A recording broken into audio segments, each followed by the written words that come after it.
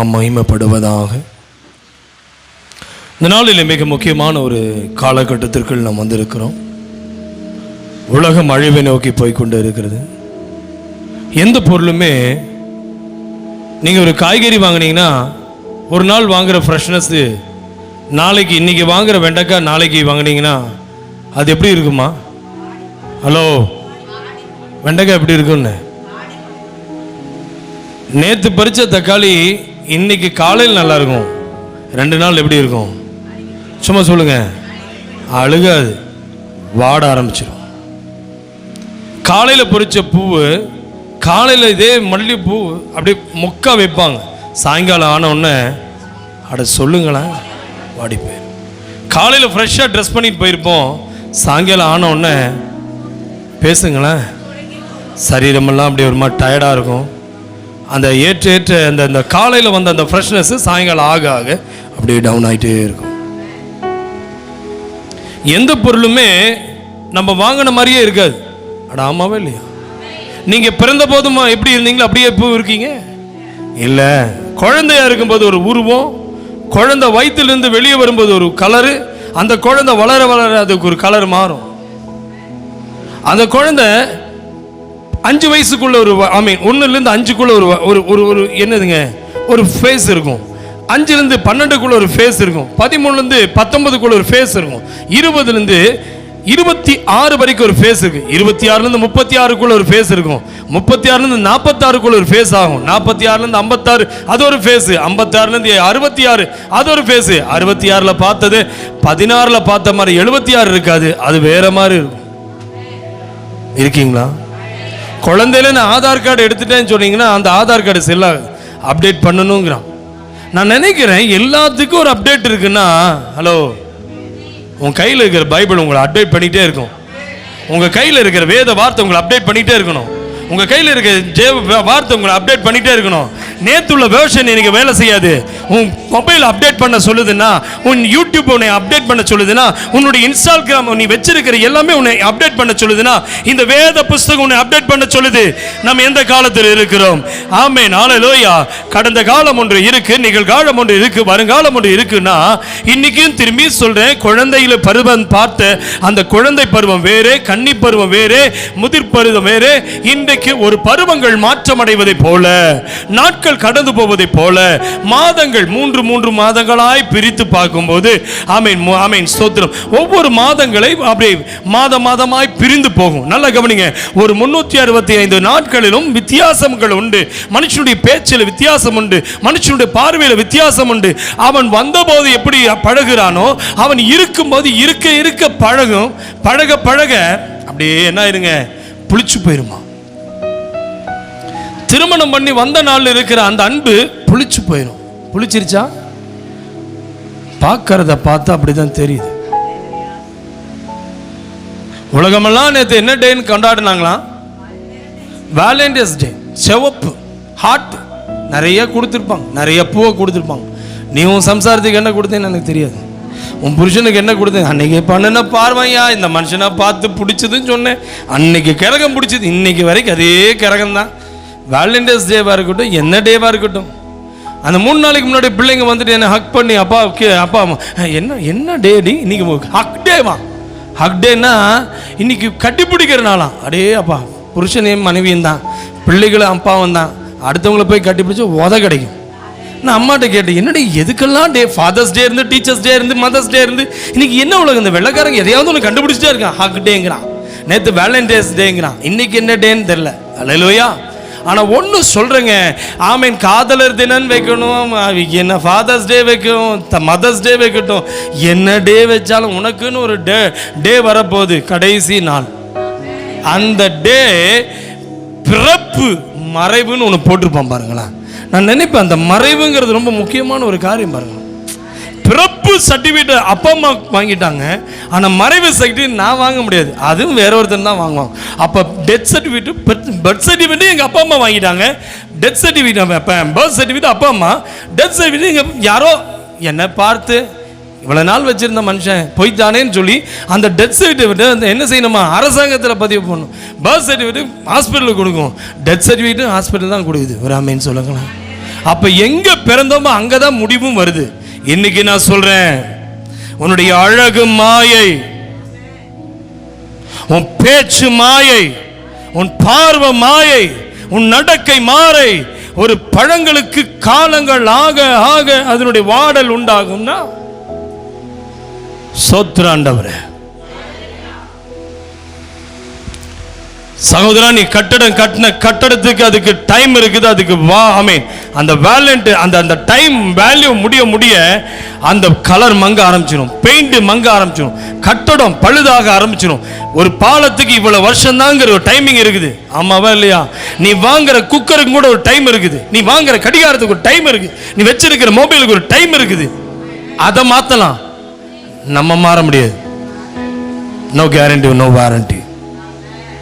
ரொம்ப முக்கியமான செய்தி நான் உங்களோட பேச போறேன். ரொம்ப மோசமான உலகத்தில் நம்ம வந்திருக்கோம். எலிமினாத்திஸ் வேர்ல்டு, எலிமினாத்திஸ் சாத்தான் சபைக்கு பின்னாடி போயிட்டு இருக்கு. மக்கள் இசைக்கு பின்னாடி போயிட்டு இருக்காங்க.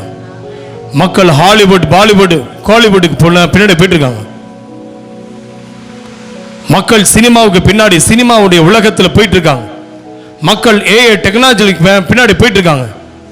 ஏஐ இன்னைக்கு கற்றுக் கொடுக்குது. என்ன தெரியுமா? உன் கையில் இருக்கிற ஆப்பை நீ டவுன்லோட் பண்ணி ஏஐ நீ கொண்டு வந்துட்டீங்கன்னா, அதுக்கு ஒரு ஆக்சஸ் கொடுத்துட்டீங்கன்னா, உன்னுடைய பணம், உன்னுடைய பேங்க் அக்கௌண்ட், உன்னுடைய பாஸ்வேர்டு எல்லாமே கொடுத்துட்டு அது ஒரு மனுஷனா இயக்க உன்னால முடியும். உன் பேங்க் அக்கௌண்ட் எல்லாம் ஆக்சஸ் கொடுத்துட்டீங்கன்னா நீ என்ன நினைக்கிறியோ அது உங்களுக்கு பேசி தரும், உனக்கு ரிமைண்ட் பண்ணும். இன்னைக்கு சோத்தத்திங்கிறது, வீட்டுக்கு போறது, ஸ்கூலுக்கு போறது, வேலைக்கு போறது, எது இப்படி இருக்காதீங்க. அடுத்த உலகத்துக்கு நம்ம உள்ள போயிட்டு இருக்கிறோம். பாப்பா இன்னைக்கு மெசேஜ் கொடுத்தாலும் அடுத்த தலைமுறை நான் என்ன செய்தி எடுத்திருக்கேன்னு யாருக்குமே தெரியாது. அவ எப்படி எடுத்திருக்கான்னு அது எனக்கு தெரியாது. ஆனா ஒண்ணு, ஜெனரேஷன் கர்ஸ், சந்ததியினுடைய ஆசீர்வாதம் இல்ல சாபம். பிசாசு மக்களை சபிக்க என்னைக்கு ஆதாம் ஏவாள் இணைவதை பிசாசு தடுத்தானோ, இன்றைக்கு மனுஷன் இன்னைக்கு சும்மா கையை தட்டாத, தேவனை வஞ்சிக்காத, சர்ப்போனுக்குள்ள வேலை செய்து ஜெபிக்க விடாதபடி, ஆராதிக்க விடாத, வேதம் வாசிக்க விடாதபடி, ஆராதனைக்கு உள்ள வர விடாதபடி, பரிசுத்த ஆலயத்துக்கு உள்ள வர முடியாதபடி ஏமாத்தாத. ஏமாத்தி ஏமாத்தி எத்தனை நாள் பிழைப்ப? உனக்கு தேவைப்பட்ட சம்பளம் ஒரு நாள் கூலி. பிசாசுக்கு நீ பாவம் செஞ்சா கொடுக்கிற கூலி தண்டனை மரணம். ஆமென் சொல்லு. தம்பி, நீ காலையில வேலைக்கு போயிட்டு சாயந்தரம் உனக்கு சம்பளம் கிடைக்கிறது அந்த தினக்கூலி. ஆனா பிசாசுக்கு ஆசை, ஒரு முறை நீ பாவம் செஞ்சுட்டீங்கன்னா அது போதும் அவனுக்கு. அவனுக்கு பாவம் செய்யாதவங்க இல்ல, ரட்சிக்கப்பட்டவங்க தான் வேணும் அவனுக்கு. சத்தம் வர மாட்டேங்குது. ஜாக்கிரதையா இருங்க. ஏஐ டெக்னாலஜிக்குள்ள போயிட்டு இருக்கோம். அடுத்த உலகத்துக்குள்ள போயிட்டு இருக்கோம். ஒன் மேன் ஆர்மிக்குள்ள போயிட்டு இருக்கோம். ஒன் வேர்ல்டுக்குள்ள போயிட்டு இருக்கோம். இனி அடுத்தது உங்களுக்கு நம்பர் கொடுக்க போறாங்க. நான் திரும்பி திரும்பி சொல்றேன், ஹாஸ்பிட்டலைஸ் ஆகுறது எல்லாமே இந்த ஹாஸ்பிட்டல்லாம் பார்க்கும்போது இதெல்லாம் எலிமினாசிஸ் குரூப்பினுடைய அண்டரில் வரப்போகுது. ஒரு நாள் சொன்னாங்க, இந்த கொரோனாவெல்லாம் மனுஷன் தான் கண்டுபிடிச்சான்னு, மனுஷன் தான் உருவாக்குனான்னு. இன்னைக்கு பெரும் பெரும் பணக்காரங்க, பெரும் பெரும் கோடீஸ்வரங்க, பிசாசு மனுஷனை கையில் எடுத்து வச்சிருக்கான். பி கேர்ஃபுல், ரொம்ப ஜாக்கிரதையா இருங்க. எல்லாத்துக்கும் மிஷின் வந்துருச்சு. மேலே வெட்டுற முடிக்கும் கூட என்ன வந்துருச்சு? நீ அரிசியை சாப்பிட்றதுக்கு கூட இனி அதுக்கு மிஷின் வந்துருச்சு. விதைக்கிறது, அறுக்கிறது, சேர்த்துறது எல்லாம் மிஷின். நீ எங்கேயுமே மிஷின் இல்லாத உலகமே இல்லை. குளிக்கிறதுக்கு கூட மிஷின் வந்துருச்சு. பட்டன் மட்டும் தட்டினீங்கன்னா போய் உள்ள உட்காந்துட்டு அதே குளிக்க வச்சிருமா. பாத்திரம் கழுவுக்கு மிஷின் வந்துருச்சு. பட்டன் தட்டினீங்கன்னா அதே பாத்திரம் எல்லாம் கழுவி டிஷ் வாஷ் அது பண்ணி கொடுத்துரும். உடம்பு ரொம்ப வலிக்குதுன்னா நீ போய் பாருங்க, ரயில்வே ஸ்டேஷன் போட்டிருக்கான். அது உனக்கு மிஷின் உன்னை மசாஜ் பண்ணி விடுது. மிஷின் வந்துருச்சு. முடி வெட்டுறதுலேருந்து மிஷின் வந்துருச்சு. உன் ட்ரெஸ்ஸிங் பண்ணுறதுக்கு மிஷின் வந்துருச்சு. உலகம் ஏதோ ஒரு உலகத்தில் போயிட்டு இருக்குது. அன்புக்குரியவர்களே, இன்னைக்கு நீ என்ன கலர் விரும்புறன்னு சொல்லி உனக்கு தெரியாது. அந்த காலத்தில் பெயிண்டை கலக்கிறது நீனே கலக்கணும். இன்னைக்கு பெயிண்டை கலக்க வேண்டாம். பெயிண்டை என்ன பலன் பெயிண்ட்னு சொல்லி உள்ள வச்சுட்டீங்கன்னா அதே மெஷர்மெண்ட் போட்டு கொடுத்து இத்தனை பெயிண்ட் இத்தனை கலக்க இத்தனை லிட்டர் வேணும் போட்டு கொடுக்குது. போடுதா இல்லையா? அன்னைக்கு உன் கை கட்டிங் வச்சிருந்தேன், இன்னைக்கு மிஷின் நீ போட்டேன்னா அது மெஷர்மெண்ட் போட்டு கொடுக்கும், இத்தனை அடிக்கு இத்தனை அளவுக்கு இத்தனை இரும்பு தேவைன்னு அது போட்டு கொடுக்குது. ஆமாவா இல்லையா? இப்ப கட்டடத்தை வச்சுன்னா இத்தனை செவருக்கு இத்தனை செங்கலை போடணும், இத்தனை மணலை போடணும், இத்தனை சிமெண்ட்டை போடணும். அது என்ன செஞ்சு கொடுக்குது? பேசுங்களா, மெஷர் போட்டு கோடு கொடுக்குது, எவ்வளவு மூட்டை சிமெண்ட் ஆகும்னு.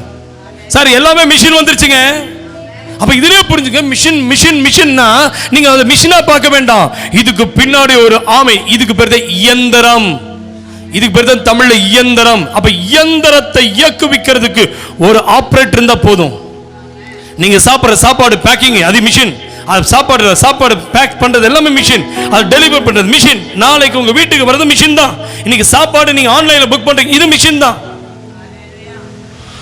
ஹலோ, எங்க இருக்கீங்க? இந்த உலகத்தில் எதை தெரியுமா? போஸ்ட் கார்டு 15 பைசா போஸ்ட் கார்டில் வந்தது, ₹1 இங்கிலாந்து வந்தது, இன்னைக்கு இங்கிலாந்து இல்லை, இன்னைக்கு ஃபின்லாண்டு தான். எல்லாமே மாறி போச்சு. நான் சொல்ல வந்தது எல்லாமே நம்ம நினைக்கிற காலம் மாறி போச்சுங்க. ரொம்ப நாகரிகம் வளரல, நாம் அழிவுக்கு நேராய் போய்கொண்டிருக்கிறோம். அன்னைக்கு கையில காசு ஒரு 50,000 ரூபாய் இல்ல, ஒரு ₹5 இல்ல, ஒரு ₹500 இருந்தா போதும் குடும்ப நடத்திக்கலாம். இன்னைக்கு குடும்ப நடத்துக்கு ஒரு ₹20,000 ₹30,000 கையில இருந்தா தான் நீங்க ஃபேமிலி ரன் பண்ண முடியும். எந்த பிள்ளைங்களும் நீங்க போய் அவங்களுடைய காஸ்டியூம்ஸ், அவங்களுக்கு தேவையான பொருட்களை வாங்குறது சாதாரணமா நீங்க போடுற இல்ல எந்த ட்ரெஸ்ஸா இருந்தாலும் சரி பிராண்டட் தேடுற இன்னைக்கு இருக்கிற உலகம் அதிநவீன உலகத்தில் போயிட்டு இருக்கும். பெரிய பெரிய கம்பெனி, மாஃபியா, பெரிய மால், ஜுடியோ, பெரிய மால். இன்னைக்கு போய் பாத்தீங்கன்னா அவன் உள்ள போகும்போது என்ட்ரன்ஸ்ல ₹399 வச்சிருப்பான், பின்னாடி ₹3,999 உள்ள வச்சிருக்கான், முன்னாடி ₹399. உன்னை அட்ராக்ஷன் இன்ட்ராக்ட் பண்ணக்கூடிய அநேக காரியங்கள், இன்ட்ராக்ட் உங்கள் நாளைக்கு அது டிஸ்ட்ராக்ட் பண்ணுது. நண்புக்குரிய கர்த்தருடைய பிள்ளை, கவர்ச்சி உன் வாழ்க்கையை பாவத்துக்குள் கொண்டு போய் கொண்டு இருக்கிறது. அழிவு. இவ்வளவுதான் சத்தமா? நீ பாட வேண்டாம், ஜெபிக்க வேண்டாம், ஆராதிக்க வேண்டாம், செய்தியை கேட்க வேண்டாம், ஆலயத்துக்கு வர வேண்டாம், எதுக்குமே வர வேண்டாம். ஒரு நாள் அழிவுக்கு நேரம் அந்த உலகம் போயிட்டு. ரொம்ப பி கேர்ஃபுல். ஏதோ உங்களுக்கு புரியுதுன்னு நினைக்கிறேன். ஒரு கம்ப்யூட்டர் உலகம் சொல்லிட்டே இருந்தோம். இன்னைக்கு கம்ப்யூட்டர் உலகம் இல்லைங்க, இன்னைக்கு எலிமினாத்தி பப்ளிக்கா பேசுறான். ஒற்றை கண், ஒரு கண் வாட்ச் பண்ணுது. பிக் பாஸ்க்கு பின்னாடி பாருங்க ஒரு ஒற்றை கண் இருக்கும். எல்லாமே பெரிய கம்பெனிக்கு பின்னாடி ஒரு ஒற்றை கண். நீ தூங்கிட்டே இரு, ஒற்றை கண் உன்னை பார்த்துட்டே இருக்குது, அந்த ஆவி உன்னை பார்த்துட்டே இருக்குது. முந்தியெல்லாம் எலுமிச்சம்பழம் வேணும், இப்ப எலுமிச்சம்பழம் வேண்டாம் அவனுக்கு. முந்தியெல்லாம் என்னதுங்க, மிளகா வேணும், வரமிளகா, அதெல்லாம் அவனுக்கு வேண்டவே வேண்டாம். அவனுக்கு தெரியும் நீ எலுமிச்சம்பழத்துக்கு மயங்க மாட்டேன், வரமிளகாய்க்கு மயங்க மாட்டேன், நீ இந்த பொடிக்கு மயங்க மாட்டேன். உனக்கெல்லாம் இப்போ கம்ப்யூட்டர் உலகத்தில் நீ மாறிட்டேன்னு தெரியும். அதனால உன் மொபைலுக்கே ஆப்பிள் அனுப்புறான் ஹேக்கர்ஸ். உன் வீட்டுக்குள்ள ஹேக்கர்ஸ் எப்போ வேணா வரும். ஹலோ மிஸ்டர், நீங்க சம்பாதிக்கிற பணம் உங்களுக்குரியது அல்ல, கிரிப்டோ கரன்சி. நீங்க நினைக்கிறீங்க இப்பெல்லாம் விலைவாசி ஏறி போச்சு. விலைவாசி ஏறல. பைபிள் சொல்லிக்கிறது ஒரு பொருள் வாங்கவோ விற்கவோ அவங்ககிட்ட தான் போகணும். நீ விற்கணும்னாலும் கூட ஏற்றுமதி இறக்குமதி எல்லாம் அவங்ககிட்ட தான் போகணும். நீங்க சாதாரணமா நினைக்கிறீங்க. அவன் தீர்மானம் பண்ணுவான், உள்ள உட்கார்ந்துட்டு மேல உட்கார்ந்துட்டு பேசுவான். அங்க வேர்ல்டுல ஒருத்தர் உட்கார்ந்து பேசுவான் பாருங்க, அதை தான் வேர்ல்டே கேட்க போகுது. அப்படின்னா ஒண்ணு புரியுது, இயேசு வரப்போகிறார்.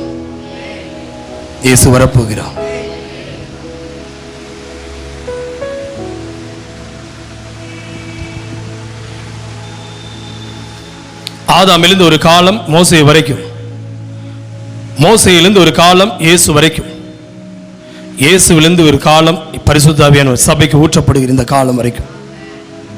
2:2:2:2:4:6 கவனமா கேளுங்க. ஆதியாமத்திலிருந்து மோசே வரைக்கும் 2000 காலம், மோசையிலிருந்து இயேசு வந்த காலம் 2000, இயேசு வரைக்கும் உள்ள காலம் 2000 காலம். இயேசுவிலிருந்து இயேசு வந்த காலம் இன்னைக்கு 2000 காலம். 6 நாள் முடிந்தது, 7ஆம் நாள் ஓய்வு நாள். 6 நாள் முடிஞ்சது, 6000 வருடம் முடிந்தது, 7ஆம் நாள் ஓய்வு நாள். அப்படின்னா இனி அடுத்து வருது 1000 வருட அரசாட்சி தான் வரப்போகுது. ஆமேனா? எங்க இருப்ப நீ? ஆதியாமத்திலிருந்து ஆதாமிலிருந்து மோசே வரைக்கும் 2000, மோசையிலிருந்து இயேசு வரைக்கும் 2000, 2 2 4 முடிஞ்சுதா? இயேசு வந்து பிறகு இப்ப வந்தது 6 2000 வருடம், 6000 வருடம் முடிஞ்சது. 7ஆம் நாள் தேவன் ஓய்ந்திருந்தார். சபைக்கு அறிவிக்கக்கூடிய மிக மிக முக்கியமான தலைப்பு, உன் பிள்ளை படிக்கலன்னு கவலைப்படாத, உன் பிள்ளை இயேசுவை அறியலைங்கிறது கவலை உனக்கு வேணும். உன் மனைவி ஆமீன் சம்பாதிச்சு கொடுக்கலன்னு கவலை வேண்டாம், உன் மனைவி ஆண்டுக்குள்ள இருக்கணுங்கிற கவலை உங்களுக்குள்ள வேணும். உன் கணவன் சம்பாதிச்சு வீட்டுக்கு போடலைங்கிற கவலை வேண்டாம், உன் கணவன் ஆண்டவருக்குள்ள இருக்கணுங்கிற ஒரு கவலை உள்ள வேணும். இன்னைக்கு கடைசி காலத்தில் எப்படியாய் ஒரு பூ பறித்த போது உள்ள அந்த ஃப்ரெஷ்னஸ் இல்லையோ, அதே போல எல்லாவற்றுக்கும் ஒரு சேதம் உண்டு என்றால் நம்முடைய ஆத்துமா சேதமாகாதபடிக்கு காக்க வேண்டியது நம்முடைய கடமை. வேதத்தை திருப்பிக் கொள்ளலாம். எபிரேயருக்கு எழுதின நிருபம் 11ஆம் அதிகாரம் 30வது வசனம். எபிரேயர் 11:31. விசுவாசத்தினாலே ராகாப் என்னும் வேசி வேவுக்காரரை சமாதானத்தோடு ஏற்றுக்கொண்டு கீழ்ப்படியாதவர்களோடு கூட சேதமாகாதிருந்தாள். இன்னைக்கு தலைப்பு கீழ்ப்படியாதவரோடு நீங்கள் சேதமாக கூடாது. ஹலோ, கவனிக்கிறீங்களா? கீழ்ப்படியாதவர்களோடு நீ சேதமாகிவிடக் கூடாது. எனக்கு அன்பான கர்த்தருடைய பிள்ளை, இந்த எபிரேயனுடைய 11ஆம் அதிகாரம் விசுவாசிகளுடைய பட்டியல். இந்த விசுவாசிகளுடைய பட்டியல்ல ராகாப் எங்கிருந்து வந்தா?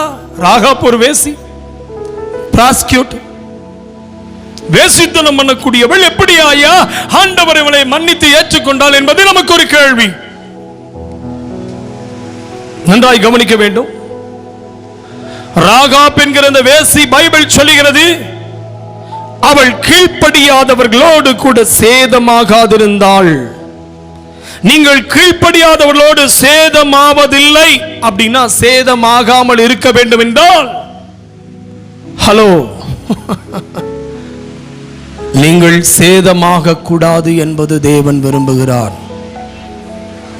வேசி ராகாப் அவர்களுடன் அழியவில்லை.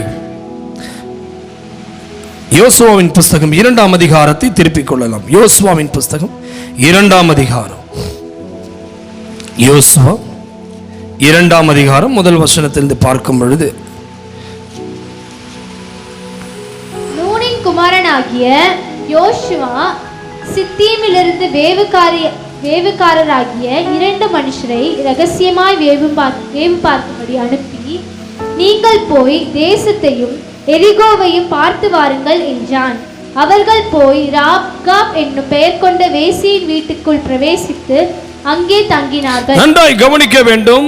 அருமையான தேவ பிள்ளையே, இஸ்ரவேல் ஜனங்கள் யோர்தான் நதியை கடந்த பிறகு ஆண்டவர் மோசேக்கு அப்புறம் யோசுவாவை கர்த்தர் தெரிந்து கொள்கிறார்.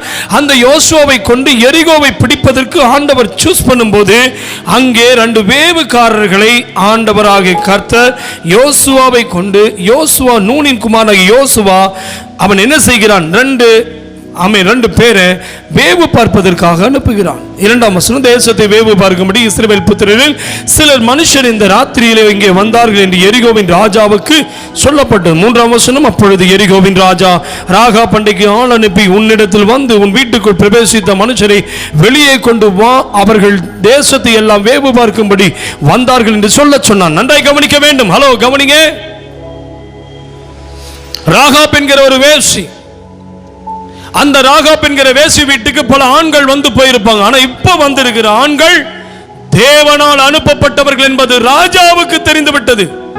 பயம் ஏற்பட்டது. ஹலோ, உலகத்தின் ராஜாவுக்கு பயம் வந்துருச்சு. ராகாப் வீட்டுக்கு டெய்லி ஆண்கள் வந்து போயிட்டு இருந்தாங்க. அப்பெல்லாம் ஆள் அனுப்பல. 2 பேர் ரகசியமா இந்த வீட்டுக்குள் வந்த உடனே அந்த ராஜாவுக்கு தெரிந்து விட்டது, இந்த தேசத்தை வேவு பார்ப்பதற்கு 2 பேர் வந்திருக்கிறாங்க. என் அன்புக்குரிய கர்த்தருடைய பிள்ளையே, இந்த 2 பேர் முன்பாக எத்தனை பேர் வந்தாங்க நல்ல, ஆனா அந்த 2 பேர் தான் அவனுடைய நோக்கம். ஹலோ, நீ தேசத்துல போறது வேவு பார்க்க போற, உன்னை கொண்டு ஆண்டவர் அற்புதம் செய்யணும்னு நினைக்கிறாரு. நீ வேசியின் வீட்டுக்கு போனா கூட அங்கேயும் கூட கர்த்தர் வருவார். நீ பாவம் செய்ய உன்னை விட மாட்டார். ஆனா அந்த வேசியினுடைய வீட்டுல இவங்க 2 பேரும் பாவம் செய்ய போகல. இவங்க 2 பேரும் தேசத்தை வேவு பார்ப்பதற்காக அங்க ஒளித்துக் கொள்கிறார்கள். தன்னை தியாகம் பண்ணி கொண்டு இந்த 2 வாலிபர்கள். நல்லா கவனிங்க, உலகம் எவ்வளவு வேசித்தனத்தில் இருந்தாலும், உலகம் எவ்வளவு பாவத்தில் இருந்தாலும், இவன் தன்னை மாய்த்துக் கொள்ளாதபடிக்கு அந்த 2 பேருக்குள்ள தேவனுடைய பரிசுத்தமன்களுக்குள் காணப்பட்டது. எதற்கு ஆண்டவர் இந்த வேசியினுடைய வீட்டுக்கு ராகாபுள்ள வந்த உடனே இவர்கள் என்ன சொல்லி இருப்பார்கள் என்று தெரியாது. பைபிள் அதை விளக்கம் கொடுக்கவில்லை. ஒரு இரவிலே அவர்கள் 2 பேரையும் அந்த வேசி என்ன செய்கிறார் பாருங்க. 2 பேர்த்தை பிடிப்பதற்காக ஆட்களை அனுப்புகிறான். 4வது வசனம், அந்த ஸ்திரீ அப்ப 2 மனுஷரையும் கொண்டு போய் அவர்களை ஒளித்து வைத்து மெய்தான் என்னிடத்தில் மனுஷர்கள் வந்திருந்தார்கள், ஆனாலும் அவர்கள் எவ்விடத்தாரோ எனக்கு தெரியாது. நன்றாய் கவனிக்க வேண்டும். ஹலோ, கவனமா கேளுங்க. ஏமேன். இந்த 2 வாலிபர்கள், இந்த 2 சகோதரர்கள் உள்ளே வந்தபோது எதற்கு வந்தார்கள், ஏன் வந்தார்கள் என்று தெரியவில்லை. ராஜாவின் இடத்திலிருந்து ஆள் அனுப்பி இவனை பிடித்து சொல்லும்படி வந்தபோது அவர்களுக்கு இவன் சொல்லுகிற வார்த்தை, வந்திருந்தார்கள், எதற்கு வந்தார்கள் என்று தெரியாது என்று சொல்லி அந்த இடத்தில் நடந்தது என்ன? ஆமென். பாருங்க, வாசலை அடைக்கும் நேரத்தில் இருட்டு வேளையில் இந்த மனுஷன், 5ஆம் வசனம், புறப்பட்டு போய்விட்டார்கள். அவர்கள் எங்கே போனார்களோ எனக்கு தெரியாது. அவர்களை சீக்கிரமாய் போய் தேடுங்கள், நீங்கள் அவர்களை பிடித்துக் கொள்ளலாம் என்றால், அவள் அவர்களை வீட்டின் மேல் ஏற பண்ணி வீட்டின் மேல் பரப்பப்பட்ட சணல் தட்டைகள் உள்ளே சணல் தட்டைகளுக்குள்ளே மறைத்து வைத்திருந்தாள். ஹலோ, கவனமாக கேட்க வேண்டும். இது மிக முக்கியமான ஒரு செய்தி. பிரதர், இந்த செய்தி நீங்க மிஸ் பண்ணிட்டீங்கன்னா உங்க வாழ்க்கையில பரிசுத்தத்தை, தேவனை மிஸ் பண்ணிடுவீங்க. வருகையில நீங்க மிஸ் ஆயிருவீங்க. உங்ககிட்ட தான் பேசிட்டு இருக்கேன்னா பிரதர், உங்ககிட்ட தான் பேசிட்டு இருக்கேன்னா எங்கேயோ மிஸ் ஆயிருக்கீங்கன்னு நினைக்கிறேன். அதனால தான் உட்கார்ந்துருக்கீங்க அப்படியே கை காட்டி ஆண்டவருக்கு சமூகத்தில். ஆண்டவரே, நான் மிஸ் ஆயிடக்கூடாது. அப்போ உங்ககிட்ட தான் பேசிட்டு இருக்கிறேன். எப்போ உங்ககிட்ட தான் பேசிட்டு இருக்கிறேன். நீ எங்கேயும் ஒளிஞ்சிருக்கேன்னு நினைக்கிறேன். வெளியே வந்துரு.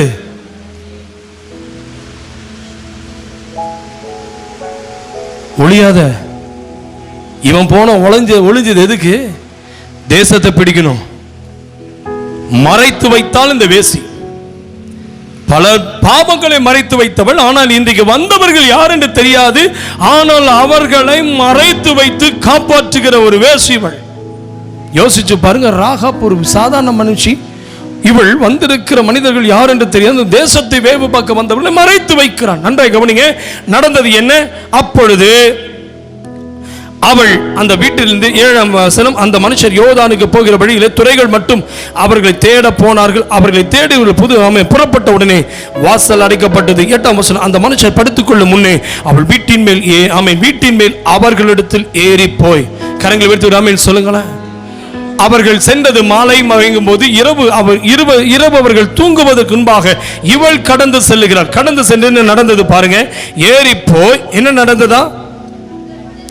9ஆம் வசனம், கர்த்தர் உங்களுக்கு தேசத்தை ஒப்புக் கொடுத்தார் என்றும் உங்களை பற்றி எங்களுக்கு திகில் பிடித்திருக்கிறது என்றும் உங்களை குறித்து தேசத்துக்கு குடிகள் எல்லோருக்கும் சோர்ந்து போனார்கள் என்றும் அறிவேன். ஹலோ, ஏங்க, இது நாள் வரைக்கும் தேவனை குறித்து அறியாத இந்த ராகாப் பாவத்தில் வாழ்ந்தாள்.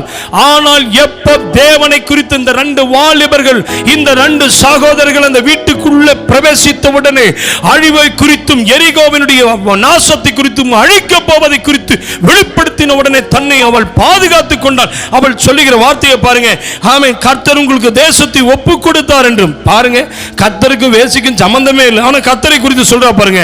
10ஆம் வசனம், நீங்கள் எகிப்திலிருந்து புறப்பட்ட போது கர்த்தர் உங்களுக்கு முன்பாக சிவந்த சமுத்திரத்தின் தண்ணீரை வற்றி போக பண்ணினதையும், நீங்கள் யோர்தானுக்கு அப்புறத்தில் சங்காரம் பண்ணின எமோரியின் 2 ராஜாக்களாகிய சீகோனுக்கும் ஓகுக்கும் செய்ததையும் கேள்விப்பட்டோம். கேள்விப்பட்ட போது எங்கள் இருதயம் கரைந்து போயிற்று.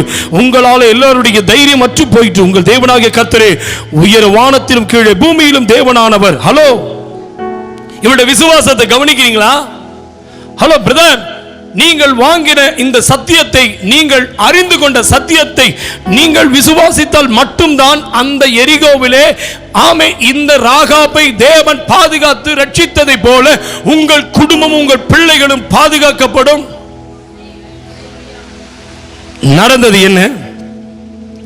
என்னாச்சுங்க? 12ஆம் வசனம், இப்போது நான் உங்களுக்கு தயவு செய்தபடியினால் நீங்களும் என் தகப்பன் குடும்பத்துக்கும் தயவு செய்வோம் என்று கர்த்தர் பேர் எனக்கு ஆணையிட்டு 13ஆம் வசனம், நீங்கள் என் தகப்பனையும் நான் தாயையும் என் சகோதரியின் சகோதரிகளும் அவர்களுக்கு உண்டான எல்லாவற்றையும் உயிரோடு வைத்து எங்கள் ஜீவனை சாவுக்கு தப்புவிக்கும்படி எனக்கு நிச்சயமான அடையாளத்தை கொடுக்க வேண்டும் என்றால். ஹலோ சிஸ்டர், ஒரு ராகாப்குள்ள இவ்வளவு நாள் அவ பாவத்திற்குள் வாழ்ந்து கொண்டிருந்தாள். பிரதர், கவனிக்கிறீங்களா? அந்த தேவனை குறித்து அறிந்த உடனே ஒரு தேவ பயம் வந்து விட்டது. ஐயோ, என் சகோதரர்கள் அழிந்து போய் விடுவார்கள், என் சகோதரிகள் அழிந்து போய் விடுவார்கள், என்னுடைய தகப்பன் தாய் அழிந்து போய் விடுவார்கள், அவர்களும் பாதுகாக்கப்பட வேண்டும். எனக்கு ஒரு ஆணை கொடுங்க, சத்தியம் பண்ணுங்க, என் குடும்பம் பாதுகாக்கப்பட வேண்டும். என் அன்புக்குரிய சகோதரா, இந்த கனமுள்ள வார்த்தையை, சத்தியமான வார்த்தையை நீங்கள் கேட்டுவிட்டீர்கள். உங்கள் குடும்பம் அழிவுக்கு நேராய் போய் கொண்டிருக்கும். எத்தனை பேர் சொல்ல முடியும்? இந்த ஆலயத்துக்குள் வந்த உங்களுக்குள்ளே ஒரு தேவ பயம், ஆண்டவர், என் அண்ணன், என் தங்கம், என் தங்கை, என் தங்கம், என் தகப்பன், என் குடும்பம் இன்றைக்கு அழிவுக்குள் போய் கொண்டிருக்கிறவர்கள் அறியாமல் பாவத்தை செய்து கொண்டிருக்கிறார்கள். நான் இந்த பாவ வழியிலே சென்றபோது என்னை தேடி இருவரை கர்த்தர் அனுப்பியிருக்கிறார் என்றால், சிவந்த சமுத்திரத்தை இரண்டாக பிளந்து, ஆமென், சோத்திரம், ஆமென், எமோரிய ராஜாவையும் ஆமென் கர்த்தர் அழித்து போட்டு இன்றைக்கு இந்த சிவந்த சமுத்திரத்தையும் யோர்தானையும் பிரித்த தேவன் உங்கள் மத்தியில் வந்திருக்கிறார். அவர் என்னையும் என் குடும்பத்தையும் காக்க வேண்டும். இப்பொழுது எங்களுக்கு ஒரு ஆணையை கொடுங்கள் என்று கேட்கிறாளே. ஹலோ, நீங்க சேதமாகாம இருந்தா மட்டும்தான் உங்க குடும்பத்தை பாதுகாக்க முடியும்.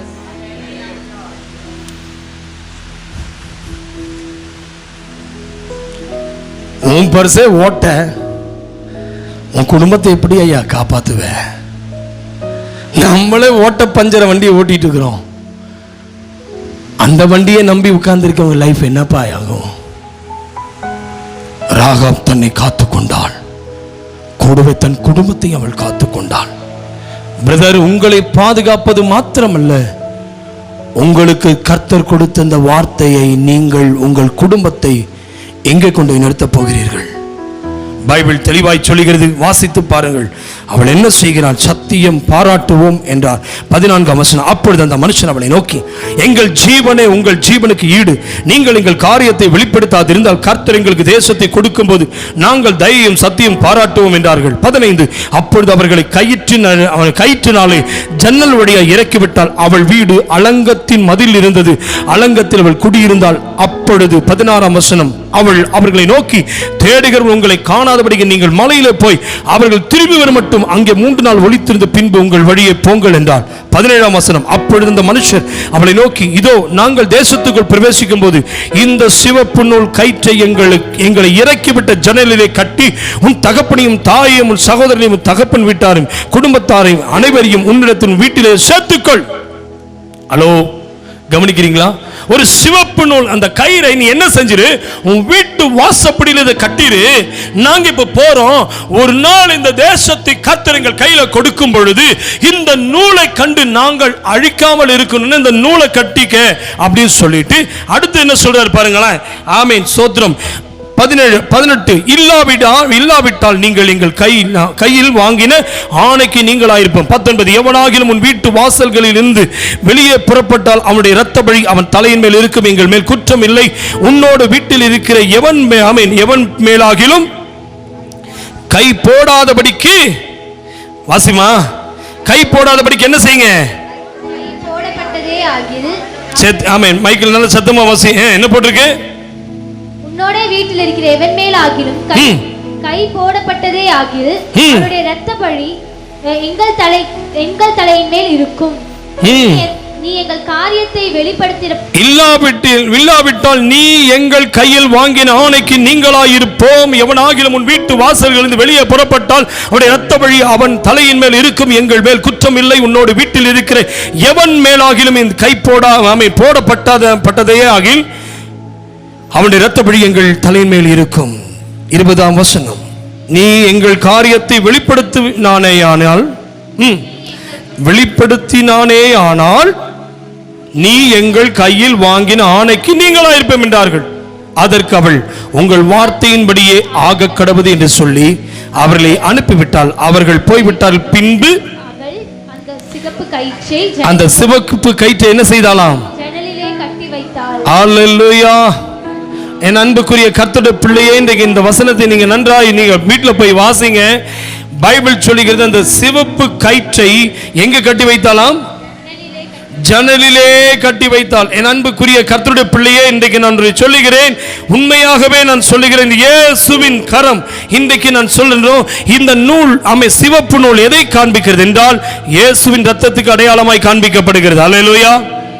இன்றைக்கு நான் சொல்லட்டுமா, அந்த சிவப்பு கயிறு, இந்த நூல் ஆமென், எகிப்தியர்கள் ஸ்தோத்திரம், யோசுவாவின் படை அங்கே கடந்து வந்து அவர்களை அழிக்க வந்த போது எடுத்து வாசித்து பாருங்க. ஆமென். அருமையான தேவ பிள்ளையே, யோசுவா 6ஆம் அதிகாரத்தை நாம் திருப்பிக் கொள்ளலாம். யோசுவா 6:24-25. பட்டணத்தையும் அதில் உள்ள யாவையும் அக்கினியால் சுட்டெரித்தார்கள். வெள்ளியும் பொன்னையும் வெண்கலத்தினால் இரும்பினாலும் செய்த பாத்திரங்களையும் மாத்திரம் கர்த்தரின் ஆலய பொக்கிஷத்திலே சேர்த்தார்கள். 25.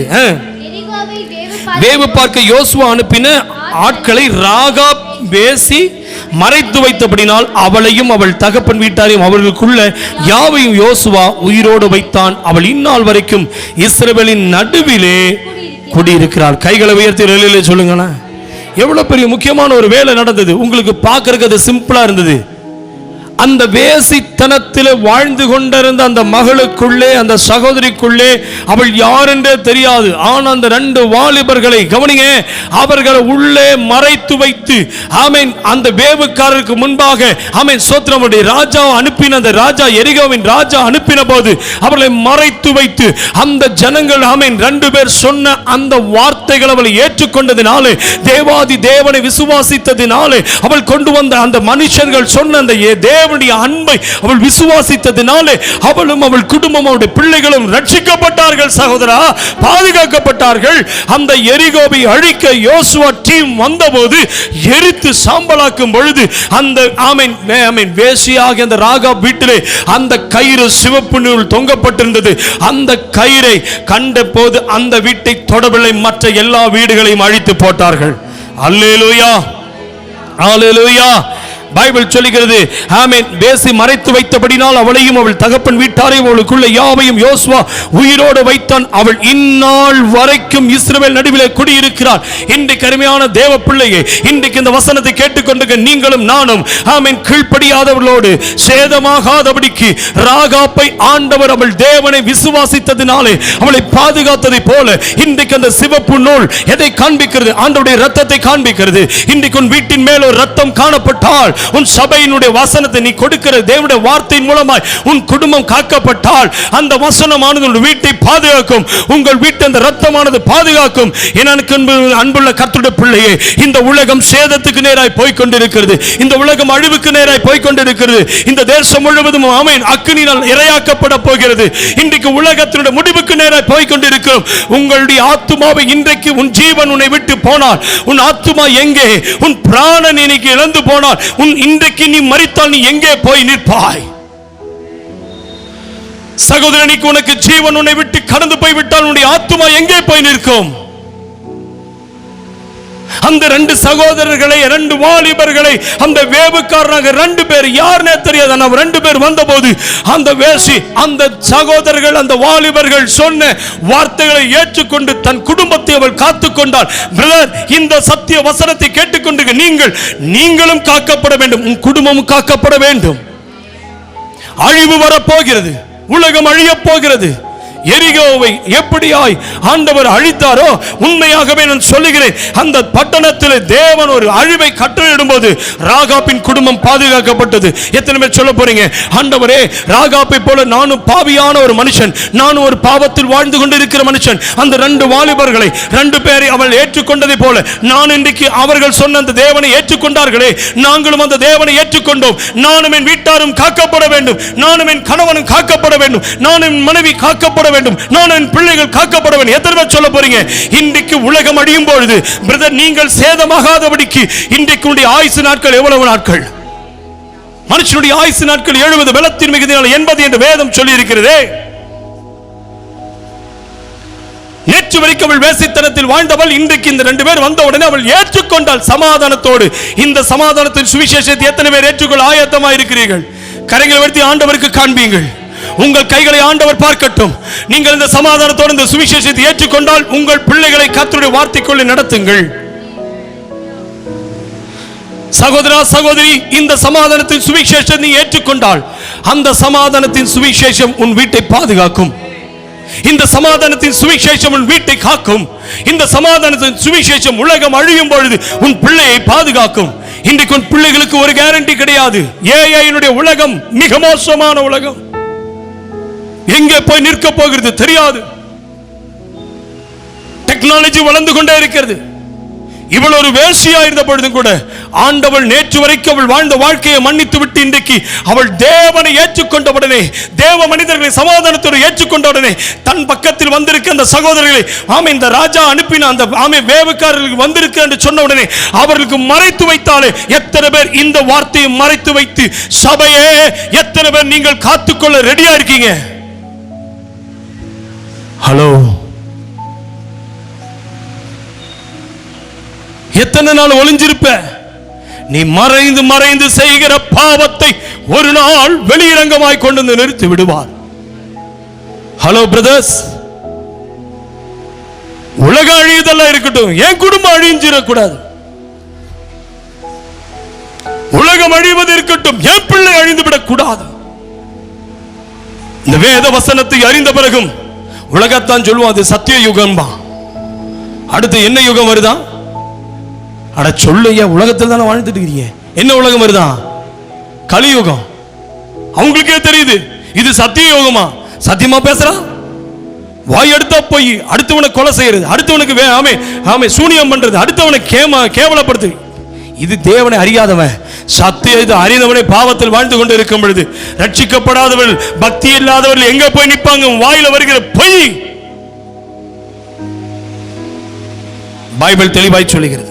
கலாத்தியருக்கு எழுதின நிருபம் வசனம் 3ஆம் அதிகாரம், வேகமாயிடுங்க. கலாத்தியர் 3ஆம் அதிகாரம் வசனம் 10 முதல் வாசிங்க.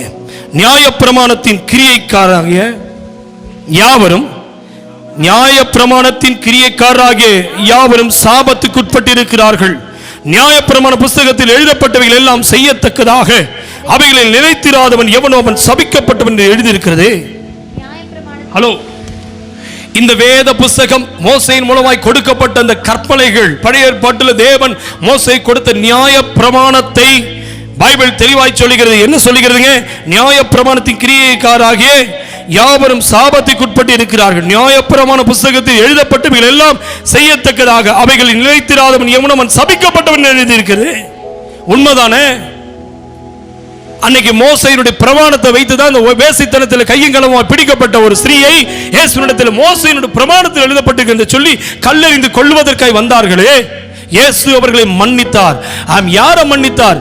கல்லெறிந்து கொலை செய்ய வந்தவர்களை மன்னிக்கவில்லை.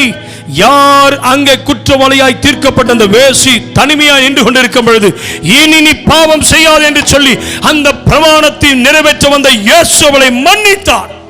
எத்தனை பேர் சொல்ல போறீங்க, இன்றைக்கு நான் செய்த பாவத்திற்கு தண்டனை மரணம், நான் செய்த அக்கிரமத்துக்கு தண்டனை மரணம். மரணம் என்றால் இந்த பூமியில மரிப்பதல்ல, நரகம். சபிக்கப்பட்டவன் என்று பைபிள் சொல்லுகிறது. பாவம் செய்கிறவன் சபிக்கப்பட்டவன். சாபம் அவனை குடும்பத்தை தொடருகிறதா, பின் சந்ததியை தொடருகிறது. ஆனால் பைபிள் தெளிவாய் சொல்லுகிறது. என்ன வாசிக்கிறோம்? 11ஆம் வசனத்தை பாருங்க. நியாய பிரமாணத்தினால ஒருவனும் தேவனிடத்தில் நீதிமானாகிறதில்லை என்பதை வெளியரங்கமாயிருக்கிறது. ஏனெனில் விசுவாசத்தினாலே நீதிமான் பிழைப்பான் என்று எழுதியிருக்கிறது. கைகளை உயர்த்தி ஹல்லேலூயா. மோசேக்கு கர்த்தர் கொடுத்த நியாய பிரமாணம் அவன் செய்த பாவத்துக்கு தண்டனை, சாபம். ஹலோ, நல்லவர்களா உட்கார்ந்துருக்கீங்க பாத்தீங்களா? எவ்வளவு நல்லவனா உட்கார்ந்துருக்கீங்க. நீ செய்யற பாவனுக்கு நியாய பிரமாணத்தின்படி இன்னைக்கு நீ வாழ்ந்துட்டு இருக்கிறீன்னா பிரமாணம் சொல்லுது உனக்கு சாபம். ஆனால் ஆனால் பைபிள் தெளிவாய் சொல்லுகிறது, விசுவாசத்தினாலே நீதிமான் பிழைப்பான். யாரெல்லாம் அந்த இயேசுவை அந்த நூல் கட்டின போது, அந்த சிவப்பு நூல் கட்டின போது அந்த வேசியாயிருந்த அந்த ஸ்திரீ தான் பாவிதான், வேசி, அவள் கணவன் இல்லாதவள், உலகத்தில் பாவம் செய்து கொண்டிருந்தவள். ஆனால் அந்த 2 வாலிபர்களை ஏற்றுக்கொண்ட போது அவள் அந்த 2 வாலிபர்கள் கொண்டு வந்த தேவனை அவள் ஏற்றுக்கொண்டாள்.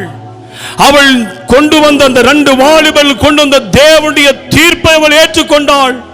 அந்த 2 வாலிபர்களை அவள் மறைத்து வைத்ததனுடைய அர்த்தம், அவள் வசனத்தை தனக்குள் வைத்துக் கொண்டால் கூடவே அவள் அழிந்து விடக்கூடாது என்பது மாத்திரமல்ல, தன் மக்களும் அழிந்து விடக்கூடாது, என் குடும்பம் இனி அழிந்து விடக்கூடாது, எனக்கு இந்த இயேசுவை தெரிந்து விட்டது, எனக்கு இந்த தேவனை அறிந்து விட்டது, அவர்தான் ரட்சகர், அவர்தான் என்னை ரட்சிப்பவர் என்று. ஆனால் என் தகப்பனும் தாயும் இந்த அழிவிலே எரிகோவை அழிக்கும் பொழுது நீங்கள் அழித்து விடக்கூடாது என்பதற்கு அவள் கதறுகிறாள். அந்த சிவப்பு நூல் அந்த அறைக்குள் உன்னுடைய வீட்டில் யாரெல்லாம் வந்து அடைவார்களோ அந்த வீட்டில் உள்ளே பிரவேசிக்கிறவர்கள் பாதுகாக்கப்படுவார்கள் என்றார். இன்றைக்கு எத்தனை பேர் சொல்றீங்க, ஒருவேளை இந்த வீட்டை விட்டு நீ வெளியே அடிபட்டா அந்த ரத்தப்படி எனக்கு இல்லைன்னு சொல்லி அந்த 2 பேர் வாலிபர்களும் சொல்லுகிறார்கள். எத்தனை பேர் சொல்ல முடியும், அருமையான தேவ பிள்ளையே, உன் வீட்டில் ஒரு நூலை கட்டிவை அப்படின்னு அந்த நூல் எதை காண்பிக்கிறது? இயேசுவின் ரத்தத்தை அடையாளமிட்டு விடு. உன் குடும்பத்துக்கு ரத்தம் தேவை, அதுதான் இயேசு நமக்காக விசுவாசிக்கிறவர்கள் பிழைப்பார் என்று பைபிள் சொல்கிறது. நியாயப்பிரமாணம் சாபம் கொண்டு வந்தது. உனக்கு இந்த நியாயப்பிரமாணத்தினுடைய முடிவு என்ன? வேசித்தனம், சாபம். ஆனால் விசுவாசத்தை யார் விசுவாசிக்க அந்த வீடு பிழைப்பார்கள் என்று ஆண்டவர் சொன்னார். எத்தனை பேர் சொல்றீங்க, ஐயா நான் பிழைக்கணும், என் பிள்ளை தலைமுறை பிழைக்கணும், என் தலைமுறை அழிஞ்சு விடக்கூடாது ஆண்டவர், என் மகன் அழிந்து விடக்கூடாது ஆண்டவரே, என் மகள் பாவத்தில் அழிந்து விடக்கூடாது ஆண்டவரே, என் மனைவி பாவத்தில் வாழ்ந்து அழிந்து விடக்கூடாது, என் கணவன் அழிந்து விடக்கூடாதுன்னு எத்தனை பெற்றோர் இன்னைக்கு அழ போறீங்க? எத்தனை சகோதரிகள் உங்க கணவனுக்காக அழ போறீங்க? சகோதரா, உன் மனைவிக்காக, இன்று உன் குடும்பத்திற்காக எத்தனை பேர் அழ போறீங்க? அந்த 2 பேரை ஏற்றுக்கொண்ட அந்தவர்கள், ஆமென், அந்த இடத்துல வீடு காக்கப்பட்டது என்றால் உன் வீடு பாதுகாக்கப்படுமா? ஹலோ, உங்க வீடு பாதுகாப்பு உங்க பிள்ளைக்கு இருக்கா? பிரதர், திரும்பி பேசுறேன், திரும்பி உங்கள்கிட்ட பேசுறேன், உங்க பிள்ளைக்கு உங்க வீடு பாதுகாப்பா? சிஸ்டர், உங்க பிள்ளைக்கு வீடு பாதுகாப்பா? மறுபடியும் கேட்கிறேன், உன் பிள்ளைக்கு நீ பாதுகாப்பான்னு கேட்கிறேன். உன் மகனுக்கு நீ பாதுகாப்பாயா? ஆனா ராகப் அவள் வேசிதான், என்ன காத்த தெய்வம். என் வீட்டுல நூலை கட்ட சொன்னீங்க, ஆனா இந்த வீட்டுக்குள்ள என் பெற்றோர் இன்னும் இந்த வீட்டுல இல்ல, அவங்க வெளியே இருக்கிறாங்க. அப்ப ஆண்டவர் சொன்னார், நேற்று வரைக்கும் இது வேசியின் வீடு, இன்றைக்கு இது பாதுகாப்பின் வீடு. கைகளை தட்டி கத்திர மகிமைப்படுத்துவோம். நேற்று வரைக்கும் பாவியினுடைய வீடு, நேற்று வரைக்கும் சகையினுடைய வீடு, பாவியினுடைய வீடு. ஆனால் இயேசு எப்ப அந்த வீட்டுக்குள் வந்தாரோ அந்த வீடு ரட்சிப்பு வந்தது என்று பைபிள் சொல்லுகிறது. எத்தனை பேர் ஆமென் என்று அங்கீகரிக்கிறீர்கள்? நேற்று வரைக்கும் புகை பிடித்தவனுடைய வீடு, நேற்று வரைக்கும் ஒரு குடிகாரனுடைய வீடு, நேற்று வரைக்கும் அசுத்த ஆவியினுடைய வீடு, நேற்று வரைக்கும் இது தீமையினுடைய வீடு, நேற்று வரைக்கும் விக்கிரக ஆராதனையினுடைய வீடு, இன்றைக்கு விசுவாசிகளுடைய வீடு, விசுவாசத்தினுடைய வீடு. என் அன்புடைய கர்த்தருடைய பிள்ளை, நேற்று வரைக்கும் வீட்டில் யாரும் இல்லை, நீ தனிமையாக இருந்தாய், இன்றைக்கு உன் குடும்பத்தின் வீட்டுக்குள்ள அழைத்து கொண்டு வா. நேற்று வரைக்கும் சகையினுடைய வீடு, பாவி வீடு, இயேசு உள்ளே வந்தபோது இந்த வீட்டுக்கு ரட்சிப்பு வந்தது. பிரதர், ஆவியானவர்களோடு பேசிக் கொண்டு இருக்கிறார். உன் வீடு உனக்கு பாதுகாப்பை தருகிறதா? சகோதரா, உன் பிள்ளையை உன் வீடு பாதுகாக்கிறதா? உன் வீட்டில் சினிமா சீரியல் ஓடுதுன்னா வேசித்தனம் பண்றேன்னு அர்த்தம். உன் வீட்டில் இச்சையான காம விகாரம் ஆபாசமானதை நீ வீட்டில் பார்த்துட்டு இருக்கிறீன்னா உன் பிள்ளைக்கு நீ பாவத்தை சம்பாரிச்சு உள்ள வச்சிருக்கிறேன்னு அர்த்தம். அந்த பிள்ளைக்கு நோ கேரண்டி, அது வேசிகளுடைய வீடு என்று பைபிள் சொல்லுகிறது. நியாய பிரமாணம் சொல்லும் போது அது சாபம். ஆனா விசுவாச பிரமாணம் அவன் பிழைக்கணும்னா பைபிள் சொல்லுது, உன் வீட்டு வாசப்படியில நூலை கட்டு. எத்தனை பேர் சொல்ல போறீங்க? அந்த வீட்டு வாசப்படியில நூலை கட்டுனா அது எதை காண்பிக்கிறது? சிலுவையிலே. அது கீழே போட்டிருக்க பாருங்க. ஆமென். கலாத்தியர்கள் நிருபம் 3ஆம் அதிகாரம், ஆமென், கீழே வசனத்தை வாசிச்சு பாருங்க. என்ன போட்டிருக்கு?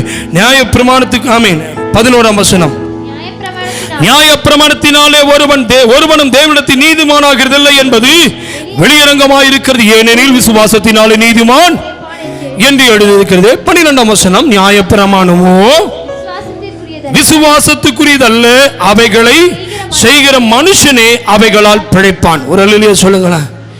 நியாயப்பிரமாணமோ விசுவாசத்துக்குரியது அல்ல, அவைகளை செய்கிற மனுஷனே அவைகளால் பிழைப்பான். அப்படின்னு என்ன அர்த்தம்? நியாயப்பிரமாணம் என்ன கற்றுக் கொடுக்குது? நீ செய்தால் தண்டனை. ஹலோ, பல்லுக்கு பல், கண்ணுக்கு கண், ஒரு கண்ணத்தை அறிந்தான் மறு கண்ணம் அல்ல, அவனுக்கு திரும்ப அடி. ஹலோ, கவனிக்கிறீங்களா? பழைய ஏற்பாட்டில் தாவீது அவன் என்ன செய்தான்? கோலியாத்தை அவன் என்ன செய்தான்? கல்லை வைத்து ஒரே அடி, அவன் கொண்டது 10,000 கொன்றான், அழித்தான். நியாயப்பிரமாணம் என்ன செய்தது? ஒரு மாடு, உன் எருது என்ன செய்தது? ஒரு எருத உன்னுடைய கிணத்துல தள்ளிவிட்டு அவன் எருத நீ போய் தள்ளு, இன்னொருத்த அடிச்ச நீ திருப்பி அடி. இது நியாயப்பிரமாணம், பல்லுக்கு பல்லு. ஆனால் அதனால் விசுவாசத்தில் பிழைக்க முடியாது. அதான் பைபிள் தெளிவாய் சொல்லுகிறது, நியாயப்பிரமாணமோ விசுவாசத்துக்குரியது அல்ல, அவைகளை செய்கிற மனுஷனே அவைகளால் பிழைப்பான். அப்படின்னு என்ன அர்த்தம்? கவனிக்கிறீங்களா? யார் அதை செய்கிறார்கள்? இந்த நியாயப்பிரமாணம் 10 கட்டளைகளை கைக்கொள்ளுங்கள் மாத்திர கையில் வைத்து ஒரு அல்லேலூயா சொல்லு. அல்லேலூயா. உட்கார்ந்து நீ பொய் சொன்ன, பொய் சொன்னதுனால உனக்கு தண்டனை. ஒரு வாரம் பொய் சொன்னியா? சொல்லியா? நியாயப்பிரமாணம் பொய் சாட்சி சொல்ல. அப்ப நீ சொல்லிட்டீல, தொழில சொல்றியா இல்லையா? மனைவிட்ட பொய் சொல்றியா இல்லையா? அப்ப பிரமாணம் உனக்கு தண்டனை கொடுக்கணும். அதான் பைபிள் சொல்லுது. நியாயப்பிரமாணம் என்ன சொல்லுதுப்பா? நியாயப்பிரமாணமும் விசுவாசத்துக்குரியது அல்ல, அவைகளை செய்கிற மனுஷனே அவைகளால் பிழைப்பான். அப்படின்னு என்ன அர்த்தம்? பொய் பேசாம இருக்கிறவன் தான் பிழைப்பான். நீ பிரமாணத்தை மீறிட்டியே. தகப்பனின் தாயும் கனம் பண்ணுவாயா? எத்தனை பேர் தகப்பனின் தாயும் கனம் பண்ற? ஹலோ பிரதர், ஒரு மனைவி, உன் மனைவி எல்லாம் அடுத்தவளை இச்சிக்க கூடாதுன்னு எத்தனை இச்சிக்காமையா இருக்க? பிரமாணம் என்ன சொல்லுது? உன் மனைவியை தவிர அடுத்தவனை பார்த்துருந்தா உனக்கு அங்கே தண்டனை விழுந்திருக்கணும். அடி விழுகல. ஏன் தெரியுமா? விசுவாச பிரமாணத்துக்குள்ள வந்துட்டோம். ஆண்டவர் இந்த நியாய பிரமாணத்தை உன்னால் நிக்க முடியலன்னு ஆண்டவர் பார்த்துட்டாரு. நியாய பிரமாணத்தில் இருக்கிறவன், ஆமென், பைபிள் சொல்லுது, அந்த பிரமாணத்தில் இருக்கிறவனே அதனால் பிழைப்பான், அவைகளை செய்கிற மனுஷனே அவைகளால் பிழைப்பான். 13 மரத்திலே தூக்கப்பட்ட எவனும் சாபிக்கப்பட்டவன் என்று எழுதியிருக்கிறது. எத்தனை பேர் சொல்ல போறீங்க? ஹலோ பிரதர், கவனிக்கிறீங்களா? புரியுதா உங்களுக்கு? இயேசு ஏதோ சிலுவையில தொங்கிட்டார், நீ போய் இந்த 40 நாள் உட்கார்ந்து அழுகாத. நான் செஞ்ச பாவம், எனக்கு வர தண்டனை அவர் எடுத்துக்கிட்டாரு. என்னால பொய் சொல்லாம இருக்க முடியல. அவர் பொய் சொன்னதையும் மன்னிச்சு, அவர் அந்த மன்னிப்புக்காக தண்டனை அவர் வாங்கி கொண்டார். நிரபராதியா இயேசு எனக்காய் சிலுவையில மரித்தார். ஹலோ, நீ அவருக்கா, நீ பாவத்துக்கா அழுதுட்டு இருக்கிற? அவரா பாவம் செஞ்சாரு. இந்த 40 நாள் இன்னும் வந்துருச்சு. இவ்வளவு நாள் பிறப்பின் செய்தியா இருந்தது, இனி ஆண்டவருடைய மரண செய்திக்காக 40 நாள் உபவாசம் வருது. நான் கேட்கிறேன், எந்த பாவத்தை விட்டு நீ 40 நாள் உட்கார்ந்து இருக்கிற? இனி சாம்பல் புதன் வரப்போகுது, இன்னும் சாம்பலை தூக்கி தலையில போட்டு உட்கார்ந்துக்க. கிறிஸ்து நமக்காக நீ பாவியா இருந்த போது உனக்காக எனக்காக ஆண்டவர் சாபமாய் சிலுவையில தொங்கினார். ஹலோ, இயேசுவின் ரத்தம் தெளிவா போடப்பட்டிருக்கு. மரத்தில் தூக்கப்பட்ட எவனும் சபிக்கப்பட்டவன் எழுதியிருக்கிறபடி கிறிஸ்து 13ஆம் வசனம் நமக்காக சாபமாகி நியாயப்பிரமாணத்தின் சாபத்துக்கு நம்மை நீங்களாக்கி மீட்டு கொண்டார். கைகளை உயர்த்தி ஆமென் சொல்லுங்க. ஐயா, நியாயப்பிரமாணம் இச்சியாதிருப்பாயாக. என்னதுங்க, கவனிக்கிறீங்களா? நியாயப்பிரமாணம் பிறருடைய யாதொன்றையும், ஆமென், அவனுடைய வீட்டையாவது, அவனுடைய மனைவியாவது, அவன் பிள்ளையாவது, அவனுடைய வஸ்துக்களையாவது எதையுமே நீ இச்சிக்க கூடாதுன்னு. ஏன் பிரதர்? இச்சை இல்லாதவங்க அல்லேலூயா சொல்லுங்க. அல்லேலூயா. இச்சையே இல்ல, அப்ப நீ சம்பாதிக்கவே போக கூடாது, வீட்டுக்குள்ள உட்கார்ந்து ஜெபம் பண்ணிட்டு இருக்கணும். மனுஷனா பிறந்த அத்தனை பேருக்கு இச்சை இருக்கு. ஏன்னா நீ ஆதாமின் சந்ததி. ஆனா எப்ப கிறிஸ்து என் பிரமாணத்தில் அவர் சிலுவையில மரிச்சாரோ, அவருடைய ரத்தம் என்னை வேசினுடைய வீட்டா மாத்தி, அவருடைய பிரமாணம் அந்த சிலுவையினுடைய சிந்தப்பட்ட ரத்தம் என் வீட்டை, இது வேசினுடைய வீடு அல்ல, பாவியினுடைய வீடு அல்ல, இது ரட்சிப்பின் வீடாய் ஆண்டவர் மாற்றிட்டார். இப்ப சொல்லு ஆமென். இயேசு மட்டும்தான் சொல்லுவார் எனக்கு இச்சை இல்லைன்னு. ஆனா மனுஷனா பிறந்த அத்தனை பேத்துக்கு இருக்குது. அந்த இச்சைய அடக்கவே முடியாது. ஆனா சிலுவையில ஜெயிச்ச இயேசுவினால, அவருடைய நாமத்தை சொன்னவனை இச்சையை ஜெயிக்கலாம். ஒரு ஆமென் சொல்ல. அதான் பைபிள் சொல்லு. என்ன சொல்லுது?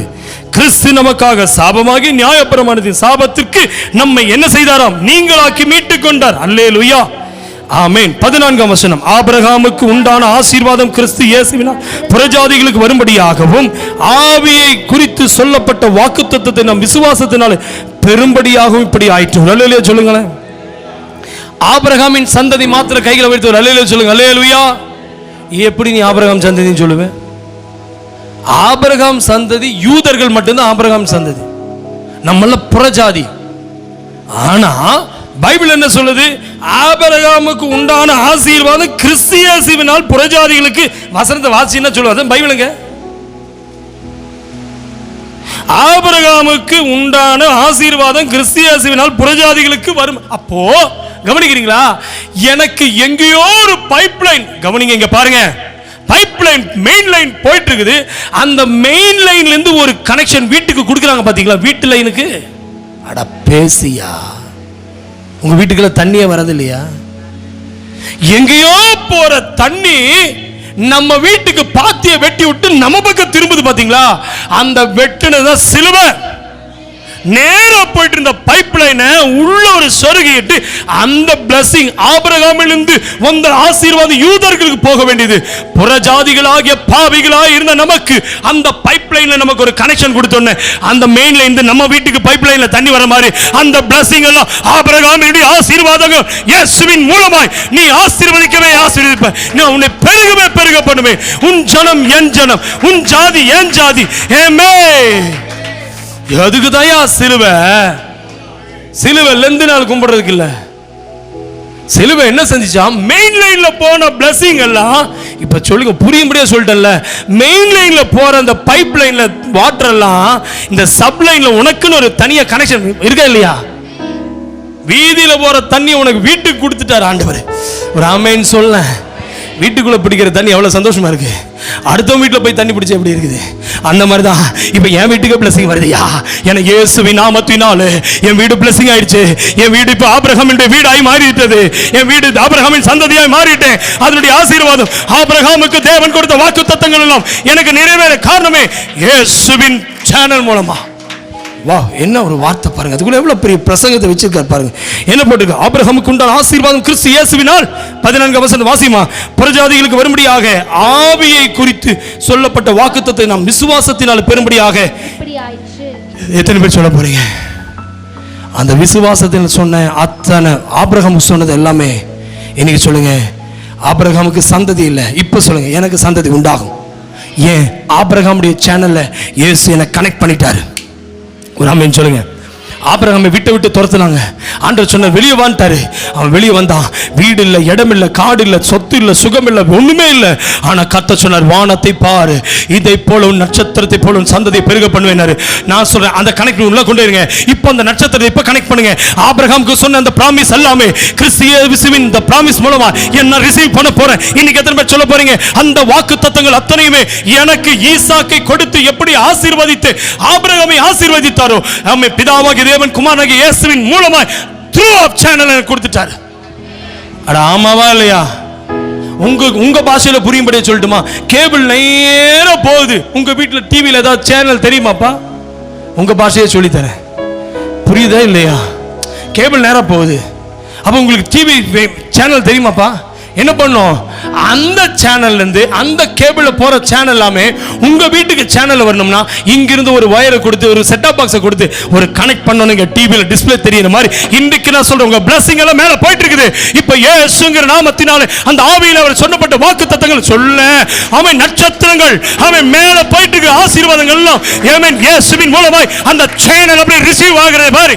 இன்னைக்கு உன் பிள்ளைக்கு வரும் ஆசீர்வாதம். இன்னைக்கு வாக்குத்தத்த சந்ததி, உன் வாக்குத்தத்த சந்ததி. You are a blessed people. Oh, praise God. நீ ஒரு ஆசீர்வதிக்கப்பட்ட சந்ததி.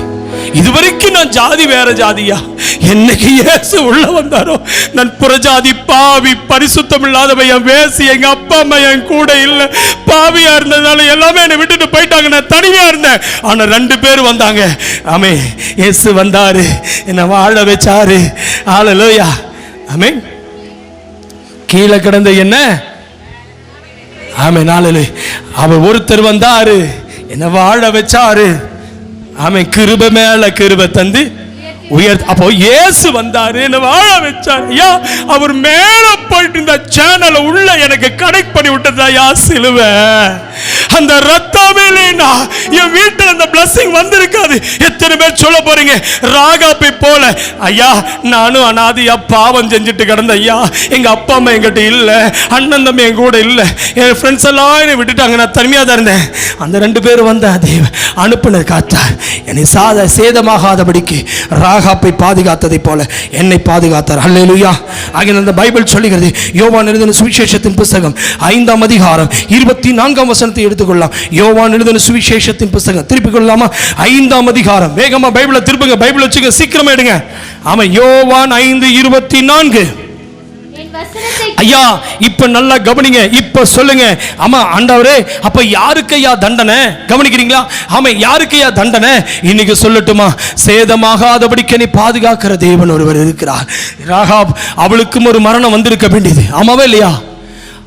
கவனிங்களேன், அந்த ராகாப் வீட்டுக்கு மட்டும் அந்த 2 வேவுக்காரங்க போலினா அவளும் செத்துருப்பாளா இல்லையா? அட பேசுங்களேன், செத்துருப்பாளா இல்லையா? அந்த ராகாப் வீட்டுக்கு அந்த ரெண்டு வாலிபர் போலினா நிச்சயமா அந்த வேசி செத்து போயிருப்பாள் இல்லையா? அதே போல தான் பைபிள் சொல்லுது, இன்னைக்கு இயேசு மட்டும் என் வீட்டுக்குள்ள வரலினா நானும் அவங்க மாதிரி நாண்டு கொண்டு செத்துருப்பேன், நானும் அவங்கள மாதிரி தற்கொலை பண்ணி செத்துருப்பேன், நானும் பாவியாவே செத்து போயிருப்பேன். ஆனா இயேசு வந்தாரு, என்னை வாழ வச்சாரு.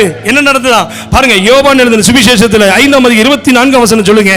என் வசனத்தை கேட்டு என்னை அனுப்பினவர் விசுவாசிக்கிறவனுக்கு என்ன உண்டா? கைகளை தட்டி, கைகளை தட்டி. ஐயா, என் ஆண்டவர் சொல்றாரு, ஆமென், ஹalleluya. என்ன சொல்றாரு? ஆமென். என் வசனத்தை கேட்டு என்னை அனுப்பினவர் விசுவாசிக்கிறவனுக்கு என்ன உண்டா? எட்டர்னல் லைஃப், ஒரு ஜீவன் உண்டு. அதுக்கு தான் யா சபை. பிரதர், ஐயா 2 போண்டா வித்துட்டு இருந்தாங்கய்யா, இப்ப 4 போண்டா விக்குதுயா. முதல்ல ஐயா 1000 ரூபாய் கிடைச்சதுங்கய்யா, இன்னைக்கு 5000 ரூபாய் தலைவர் கொடுத்துட்டாரியா. ஸ்தோத்திரம் ஆண்டவரே, ஹalleluya, ஹalleluya, ஹalleluya. ஜெபத்தை ஆண்டவர் கேட்டாரியா. ஏன்பா சிரிப்பு இல்லையா? வந்துச்சா இல்லையா? பேங்க்ல வரலையா? அவங்க பேங்க்ல கவனிக்கிறீங்களா இல்லையா? 3 மாசத்துக்கு நீ பணம் வராது, 1000 ரூபாய் வராது. பேங்க்ல பொஸ்குன்னு காலங்காத்தால எந்திரிச்சோன்னா 5000 ரூபாய் கிரெடிட். ஆண்டவரே, இது எங்க இருந்து யாரோ ஆளுக்கு இது மாறி அனுப்பிட்டாங்களா? எப்படி இந்த 5000 வந்துச்சு? 3 மாசம் நீ வெயிட் பண்ணு. அல்லேலூயா. அதுக்குன்னு ஒரு 5000, ஒரு 5000த்துக்கே இவ்வளவு சந்தோஷமா? நான் உன்னை சொல்லட்டுமா, என் பைபிள் சொல்லுகிறது, ஒரு ஜீவனை கொடுப்பதற்கு நான் சொல்றேன், ஒரு 5000 ரூபாய் காலையில் கிரெடிட் ஆனது இவ்வளவு சந்தோஷம்னா, என் ஆண்டவர் எனக்கு கிரெடிட் பண்ணி மரணம்ங்கிறத அழிச்சிட்டு ஜீவனை எழுதி உன் மொபைல் அனுப்பிட்டார்னா அதை விட சந்தோஷம். ஒரு ஆமென் சொல்லுங்களேன். ஒரு 5000த்துக்கே இவ்வளவு ஹாப்பினஸ்னா, ஆமென். ஒருத்தர் வந்தாரு, என்னை வாழ வச்சாரு, கிருபை மேல கிருபை தந்து என்ன செஞ்சாரா?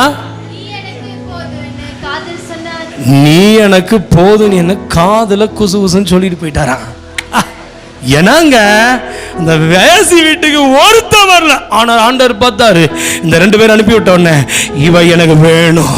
இன்னைக்கு நான் சொல்றேன், என் அன்புக்குரிய கர்த்தர் பிள்ளையே, அவள் சேதமாகாதபடிக்கு அந்த வசனத்தை கேட்டாளா, கேட்டதுனால விசுவாசித்தாளா, அவளுக்கு ஜீவன் வந்துச்சுன்னா, இன்னைக்கு எத்தனை பேர் இந்த காதுல கேட்குறீங்களோ, ஏஐ வரட்டும், ஏஐடைய அப்பா வரட்டும், எலிமினாத்திஸ் வரட்டும், எது வேணா வரட்டும், நான் இங்க இருக்க மாட்டேன்ல.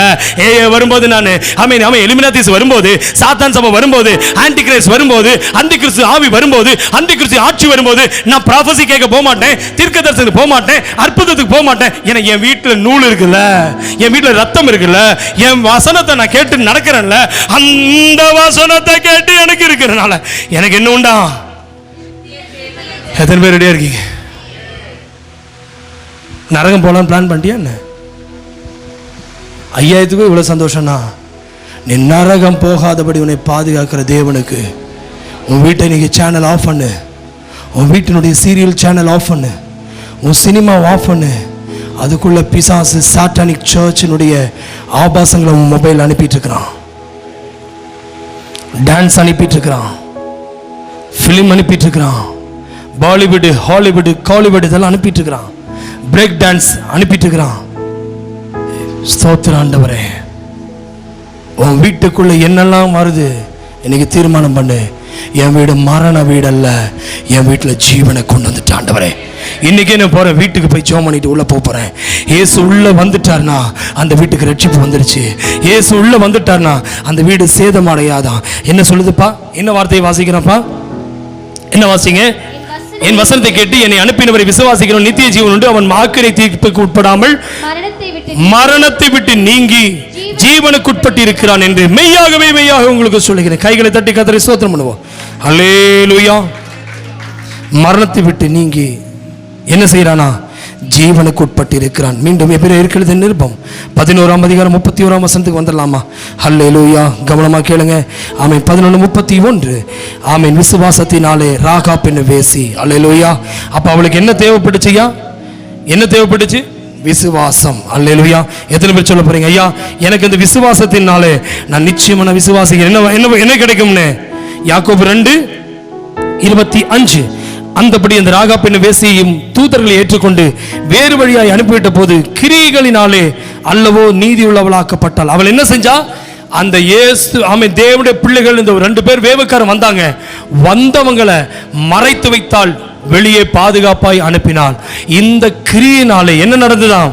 ஆமென். கிரியினாலவே அவள் நீதி உள்ளவளாக்கப்பட்டாள். ஆகினால் தான் பைபிள் சொல்லுகிற அவளுடைய செயல்கள் அவருடைய விசுவாசத்தின் மூலமாக வெளிப்பட்டது. ஆமென். எத்தனை பேர் சொல்றீங்க ஹல்லேலூயா? அவனை தேடி வந்த ராஜா. புரியலையா? கவனிக்கிறீங்களா? எரிகோவின் ராஜா யாரு? பிசாசு. பிசாசு தன்னுடைய ஏஜென்ட் உங்க வீட்டுக்கு அனுப்புறான். கவனிக்கிறீங்களா பிரதர்? உங்க மொபைல் இருக்கிற ஏஜென்ட் எல்லாம் நிறைய வந்துட்டு இருக்குது, அனுப்புறான். நீங்க சென்ட்னு கொடுத்துட்டீங்கன்னா, இல்ல ரிசீவ்னு கொடுக்குறீங்களா, இல்ல ஓப்பன்னு கொடுக்குறீங்களா, அக்ரின்னு கொடுக்குறீங்களா, நீங்களே பாத்துங்க. உங்க வீட்டுக்கு வந்த அந்த ராஜா வீட்டு ஆமென் ஆளுக வந்திருக்கிற வேவுக்காரர்களை மறைத்து வைத்து வெளியிருக்கிற ராஜா வீட்டு ஆட்களை வெளியே அனுப்பினதை போல எத்தனை பேர் ஆயத்தமா இருக்கீங்க? என் வீட்டுக்குள்ள இந்த உலகத்தின் அதிபதியாக பிசாசு, எரிகோ என்றால் உலகம், எரிகோவின் ராஜா என்றால் யாருங்க? உலகத்தின் அதிபதி. இந்த வீடு என்பது எதை காண்பிக்கும்? பிள்ளையினுடைய வாழ்க்கை, உங்க குடும்ப வாழ்க்கை. அந்த வீட்டுக்குள்ளேயே பிரவேசிக்க விடாதபடி வெளியே அனுப்பி உள்ளிருந்த வேவுக்காரரை பாதுகாத்த எத்தனை பேரையோ இன்னைக்கு நான் சொல்றேன், உங்களுக்கு உள்ள வந்த வசனத்தை நீங்க பாதுகாத்துக் கொள்வீர்கள் என்றால், அவளை எப்படியாய் வந்தவர்களை பாதுகாப்பா வெளியே அனுப்பினாலோ அதே போல இந்த வசனத்தின் மூலமாய் தேசம் ஒரு நாள் ஆமென் யாருக்கு நியாய தீர்ப்பு என்று சொல்லுகிறது என்றால் 1 பேதுரு 2ஆம் அதிகாரம் 8ஆம் வசனத்தில் பாருங்க. 1 பேதுரு 2ஆம் அதிகாரம் 8ஆம் வசனம் என்ன போட்டிருக்கு? அவர்கள் திருவசனத்துக்கு கீழ்ப்படியாதவர்களாய் இருந்து இடர்கிறார்கள், அதற்கென்றே நியமிக்கப்பட்டு இருக்கிறார்கள். அப்படின்னு நியமிக்கப்பட்டவர்களாய் இருக்கிறார்கள். ஐயா யாருக்கியா நரகம், யாருக்கியா தண்டனை, யாருக்கியா அழிவு? இந்த வசனத்துக்கு கீழ்ப்படியாதவர்களுக்கு தண்டனை உண்டு. அல்லேலூயா. ஆகினால் தான் விசுவாசமாய் இருப்பவன் எவனோ அவன் கெட்டு போவதில்லை என்று பைபிள் சொல்லுகிறது. ரோமருக்கு எழுதின நிருபம் 9ஆம் அதிகாரம் 33ஆம் வசனத்தை வாசிக்கலாம். ரோமருக்கு எழுதின நிருபம் 9ஆம் அதிகாரம் என்னமா போட்டிருக்கு? 9:33. இதோ இடறுதற்கான கல்லையும் தவறுதற்கான கண்மலையும் சீயோனிலே வைக்கிறேன், அவரிடத்தில் விசுவாசமாய் எவன் இருப்பானோ, எவனோ விசுவாசமாய் இருப்பான் எவனோ அவன் கெட்டு போவதில்லை என்று எழுதியிருக்கிறது. கைகளை உயர்த்தி அவன் வெட்கப்படுவதில்லை. எத்தனை பேர் சொல்ல போறீங்க? எழுமி நிற்போம், கண்களை அடைப்போம். என் அன்புக்குரியவர்களை கண்களை மூடிக்கொள்ளலாமா? எல்லாரும் கண்ணை மூடிக்கங்க, யாரும் வேடிக்கை பார்க்க வேண்டாம். அந்த ராகாப் என்கிற வேசி கீழ்ப்படியாத அந்த எரிகோவின் மக்களோடு அழிந்து போகாதபடிக்கு தேவன் அந்த வேசியை, அவள் வேசியா இருந்த போதும் கூட அந்த வேவுக்காரர்களை கொண்டு ஆண்டவர் பாதுகாத்தார் என்றால், இந்த வசனத்தை ஏற்றுக்கொண்ட எத்தனை பேர் இருக்கீங்களோ? பைபிள் சொல்லுது, விசுவாசித்தவன் எவனோ அவன் கெட்டு போவதில்லை, அவன் அழிவதில்லை. இன்னைக்கு ரெடியா இருக்கீங்களா? எங்க குடும்பம் சேதமாக கூடாதுன்னு நம்புறவங்க மாத்திரம், ஆண்டவரே இந்த வசனம் வீட்டுக்குள்ள வருவதாக, எங்க ஆண்டவரே இந்த வசனம் ஆண்டவரே உம்முடைய வார்த்தையின்படி எங்கள் குடும்பம் பாதுகாக்கப்படுவதாக. விசுவாசியாதவனுக்கு தான் நரகம். பிரதர், நரகம் யாருக்கு? ஹலோ, கவனிக்கிறீங்களா? நரகம் யாருக்குங்க? இந்த வசனத்தை கேட்டு இதன்படி வாழாதவர்களுக்கு நரகம். நான் விசுவாசிக்கிறேன், உங்களுக்கு நித்திய ஜீவன் உண்டு. எத்தனை பேர் நித்திய ஜீவன் வேணுங்கிறீங்க? கைகளை உயர்த்தி காட்டுங்க. ஆண்டவர் பார்க்கட்டும், பரலோகம் பார்க்கட்டும். ஆண்டவரே என் குடும்பம் பாதுகாக்கப்படணும். கண்ணை முடிக்கங்க. ஆண்டவர் என் பிள்ளை பாதுகாக்கப்படணும். ஆண்டவர் இதுவரைக்கும் அந்த வேசியின் வீடு தனிமையா இருந்தது. இப்போ அவங்க அப்பா அம்மா சகோதர சகோதரி எல்லாருமே அந்த எரிகோவை எரிக்கிற நேரத்தில் அவங்க வீட்டில் சிவப்பு நூல் கட்டப்பட்டிருந்தனால அந்த கயிறை கட்டின அந்த வீடு பாதுகாக்கப்பட்டது போல இங்க ஏசப்பாவுடைய ரத்தம் வீட்டில் இருப்பதனால எங்க வீடு பாதுகாக்கப்பட வேண்டும், எங்கள் குடும்பம் பாதுகாக்கப்பட வேண்டும், என் பிள்ளை பாதுகாக்கப்பட வேண்டும். அழிவில் ஆண்டவரே நித்திய ஜீவன் உண்டு என்று எத்தனை பேர் விசுவாசிக்கிறீங்க? இனி எனக்கு நரகம் இல்லை, எனக்கு விசுவாசத்தினால் நித்திய ஜீவன் உண்டு. ஹல்லேலூயா. நீங்கள் கீழ்ப்படியாத உங்களுடைய குடும்பம் சொந்த பந்தங்களுக்கு முன்பாக கீழ்ப்படியாத இந்த வசனத்தை கேட்டு கீழ்ப்படியாதவர், நான் சொல்லட்டுமா, பாவிகளுக்கல்ல நியாய தீர்ப்பு. கீழ்ப்படியாதவர்கள், இயேசுவை விசுவாசிக்காதவர்கள், இயேசுவை ஏற்றுக்கொள்ளாதவர்களுக்கு தான் நரகம் என்று பைபிள் சுட்டி காண்பிக்கிறது. ஆயத்தமா இருக்கீங்களா? இன்னைக்கு விசுவாசிக்கிற நான் அந்த விசுவாசத்தை கடைசி மட்டும் அந்த ரத்தத்தை வீட்டில் பூசிக்கொள்ளுங்கள். இந்த வார்த்தையின் மூலமாக கர்த்தர் உங்களை ஆசீர்வதிப்பார். என்ன டெக்னாலஜி வந்தாலும் உங்களை வசனம் உங்களோடு இருப்பதினாலே உங்கள் பிள்ளையும் உங்கள் குடும்பத்தையும் உங்கள் பிள்ளைகளுடைய குடும்பத்தையும் சந்ததியை சேதப்படுத்துவதில்லை. கர்த்தர் தாமே உங்கள் பாதுகாப்பாராக. கண்களை அடைப்போம். கர்த்தர் தாமே இந்த வார்த்தையின் மூலமாக ஆசீர்வதிக்கட்டும். ஆமென். ஜெபம். ஸ்தோத்திரம் எங்கள் நல்ல ஆண்டவரே, ஆசீர்வதிக்கப்பட்ட எல்லாமே ஸ்தோத்திரம் சொல்லுவோமா? நல்ல நேரத்துக்கு ஜெபிக்கிறப்பா, கேட்ட வார்த்தையின்படி எங்களை உம்முடைய கரத்தில் அர்ப்பணிக்கிற ஆண்டவரே, நாங்கள் கீழ்ப்படியாமேன் பிள்ளைகளாய் வாழாதபடி கர்த்தாவே, ஹல்லேலூயா ஸ்தோத்திரம். கர்த்தருடைய வேதத்தை கர்த்தாவே அறிந்து அந்த வசனத்தை கீழ்ப்படுகிற பிள்ளைகளாய், இந்த வசனத்தின்படி நடக்கிற பிள்ளைகளாய் காணப்பட கர்த்தர் உதவி செய்யுங்க ஆண்டவரே. ஹல்லேலூயா ஹல்லேலூயா. அந்த தேவ பிள்ளைகளை ஏற்றுக்கொண்ட ராகாவின் வீடு பாதுகாக்கப்பட்டது போல அந்த வீட்டுக்குள்ள இருக்கிற எல்லாவரையும் கர்த்தர் பாதுகாத்தது போல அப்பா ஸ்தோத்திரம் கர்த்தாவே, இந்த வீட்டுக்கு அந்த சிகப்பு நூல் ஹல்லேலூயா இயேசுவின் ரத்தம் பாதுகாப்பா இருந்தது போல அப்பா எங்கள் ஒவ்வொரு வீட்டுக்கு கர்த்தாவே இயேசப்பா உம்முடைய ரத்தம் பாதுகாப்பா இருக்கட்டும். அப்பா நாங்கள் ஒவ்வொரு பிள்ளைகளும் கர்த்தாவே கீழ்ப்படியாமல் பிள்ளைகளாய் அல்லாது ஆண்டவரே, விசுவாசத்தினாலே நீதிமான் பிழைப்பான வார்த்தையின்படியே அப்பா ஸ்தோத்திரம் தேவனை விசுவாசிக்கிற பிள்ளைகளாக இந்த விசுவாசத்தின்படி வாழ்கிற பிள்ளைகளாய் காணப்பட கர்த்தர் உதவி செய்யுங்க ஆண்டவரே. அப்பா ஸ்தோத்திரம் கர்த்தாவே, வந்த ஒவ்வொரு பிள்ளைகளையும் உம்முடைய கரத்தில் அர்ப்பணிக்கிற ஆண்டவரே, ஒவ்வொருவரும் வார்த்தையை கீழ்ப்படிந்து உம்முடைய வசனத்தின்படி வாழ ஒவ்வொருவருக்கு கர்த்தர் உதவி செய்யுங்க ஆண்டவரே. ஹல்லேலூயா ஸ்தோத்திரம் கர்த்தாவே, பாபத்தின் சம்பளம் மரணம், ஹல்லேலூயா நியாயப்பிரமாணத்துக்கு ஒட்டவர்களாய் அல்ல ஆண்டவரே. அப்பா இயேசப்பா நீர் எங்களுக்காய் வந்ததுக்காய் நன்றி ஆண்டவரே. நாங்கள் அப்ரஹாமின் சந்ததிகளோட கூட்டத்தில் கர்த்தர் எங்களையும் கர்த்தாவே ஹல்லேலூயா புறஜாதியாரான எங்களையும் இயேசப்பா உங்க மூலமாக கர்த்தாவே எங்களை உங்களுடைய பிள்ளைகளாய் மாற்றினதுக்காய் நன்றி. உங்களுடைய கரத்தில் எங்களை ஒவ்வொருவரையும் அர்ப்பணிக்கிறேன். கர்த்தர் ஜெபத்தை கேட்டதுக்காய் ஸ்தோத்திரம். இயேசுவின் நாமத்தில் ஜெபம் கேளும் நல்ல பிதாவே. ஆமென். ஹல்லேலூயா. God bless you.